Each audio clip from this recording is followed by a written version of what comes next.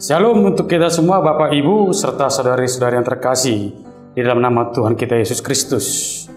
Nats kita pada hari ini tertulis dalam Zakaria 8 ayatnya yang ke-6. Beginilah firman Tuhan. Zakaria 8 ayat yang ke-6. Beginilah firman Tuhan semesta alam, kalau pada waktu itu sisa-sisa bangsa ini menganggap hal itu ajaib, apakah aku akan menganggapnya ajaib?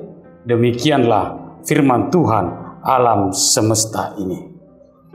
Bapak Ibu serta saudara-saudari yang terkasih di dalam nama Tuhan kita Yesus Kristus, sebagai orang Kristen yang percaya kepada Tuhan kita Yesus Kristus, kita mengetahui dan mempercayai bahwa kehendak Tuhan sudah pasti yang terbaik untuk umat manusia, terlebihnya yang percaya kepada Yesus Kristus.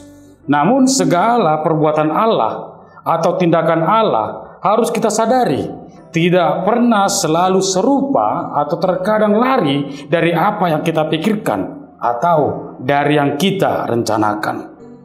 Karena kita selalu memikirkan apa yang menjadi kehendak Allah dengan menggunakan akal logika kita atau akal berpikir kita. Biasanya tunggu kita lihat dulu bagaimana karunia Tuhan itu, baru percaya. Namun jika disuruh kita untuk percaya secara langsung, mungkin kita akan sangat sulit untuk percaya. Oleh karena itu Bapak Ibu serta saudara-saudara terkasih dalam nama Tuhan kita Yesus Kristus, beginilah yang terjadi dalam Zakaria 8 ayat yang ke-6, yang dimana penyertaan Tuhan kepada bangsa Israel melalui Zakaria, yaitu imam besar. Tuhan berkata kepada bangsa Israel adalah bangsa pilihan Tuhan, walaupun di masa-masa sebelumnya harus melewati masa pembuangan, harus terjatuh.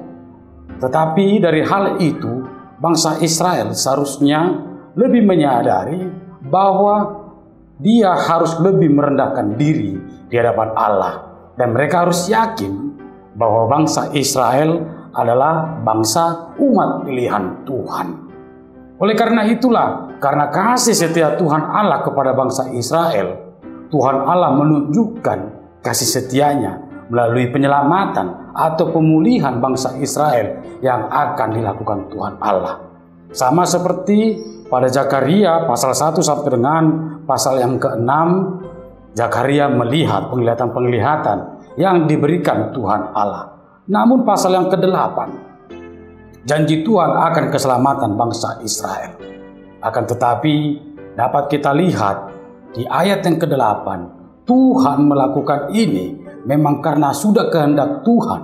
Karena memang Tuhan sudah mengasihi bangsa Israel.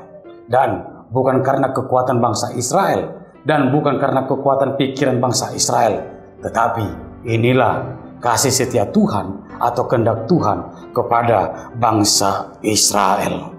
Oleh karena itu pada hari ini Bapak Ibu serta saudara-saudara yang terkasih dalam nama Tuhan kita Yesus Kristus, kita juga sama halnya seperti bangsa Israel yang terkadang menganggap perbuatan-perbuatan Allah, kasih karunia Allah kepada kita anggap sebagai perbuatan ajaib atau perbuatan yang sangat luar biasa.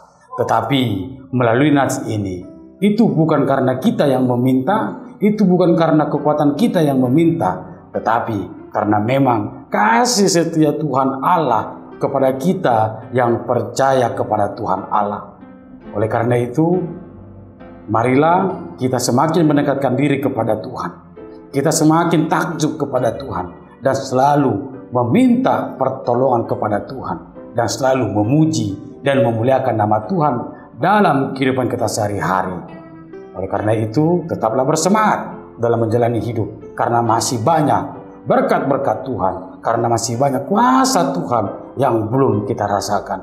Dan janganlah kita berpikir atau merasakan berkat dan karunia Allah melalui akal pikiran kita, tetapi marilah kita rasakan penyertaan Tuhan, berkat Tuhan melalui iman kepercayaan kita dan melalui harapan kepada Tuhan, sama seperti Tuhan mengkehendaki umatnya untuk hidup, sama seperti untuk bangsa Israel yang untuk dipulihkan kembali, dan Tuhan Allah mengkehendaki bangsa Israel menjadi umatnya. Sama halnya dengan kita.